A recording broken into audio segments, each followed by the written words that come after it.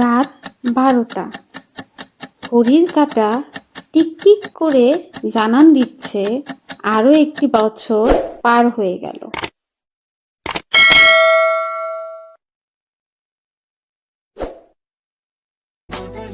সে এসেই হাতে একটা ব্যাগ ধরিয়ে দিল।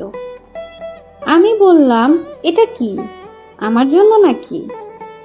উনি হাসি দিয়ে বলে, হ্যাঁ, আমার কুইন্টার জন্য। সে আমার জন্য চকলেট আর কাচের চুড়ি এনেছে।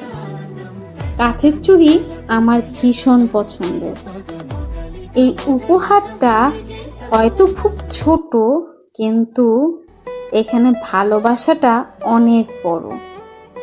বর যখন মন থেকে কিছু দেয়, সেটাই তো আসল সেলিব্রেশন। সে ভালোবেসে আমাকে চুড়িগুলো পরিয়ে দিচ্ছে। লজ্জায় আমি কি লাল হব, সেই লাল নীল হয়ে একদম একাকার। আমার হাতে এই কাচের চুড়িগুলো কেমন লাগছে সবাই কিন্তু কমেন্টে জানাবে। একটা নতুন সকাল আর ভালোবাসার আরো একটা বছর। আজ আমাদের 18 মান্থ অ্যানিভার্সারি, তাই দিনটাকে সাজানো শুরু। আজকের সাজটা একটু স্পেশাল, কারণ গিফটটা পেয়েই মনে হলো আজকে শাড়ি ছাড়া কিছুই মানাবে না। সাজগোজ কমপ্লিট করে তাকে আস্ক করলাম, কি গো, কেমন লাগছে আমার অ্যানিভার্সারি লুক? সে না দেখি বরাবরের মতো বলল, সুন্দর লাগছে। অনেকগুলো কাপল ফটোশ্যুট তুলে নিলাম। হয়তো এটাই আমাদের সবচেয়ে সুন্দর অনুভূতি। দিনটা শুধু আমাদের একসাথে পথ চলার। সূর্য ডুবলেও ভালোবাসা কমে না, ভালোবাসার কমতি রয় না।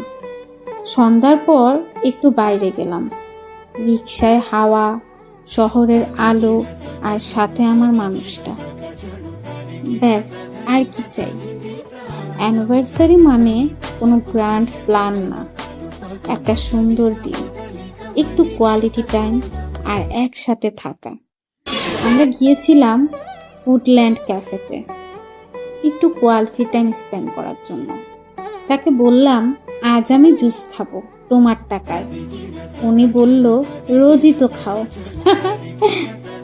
শেষটা করলাম কেক কাটা দিয়ে। 18 মান্থ পার হয়ে গেল, কিন্তু ভালোবাসাটা যেন সেই নতুনই রয়ে গেছে, প্রথম দিনের মতো। জীবনটা হোক এমনই, হাসি, খুনসুটি আর ভালোবাসায় ভরা। Thank you for being with us, brave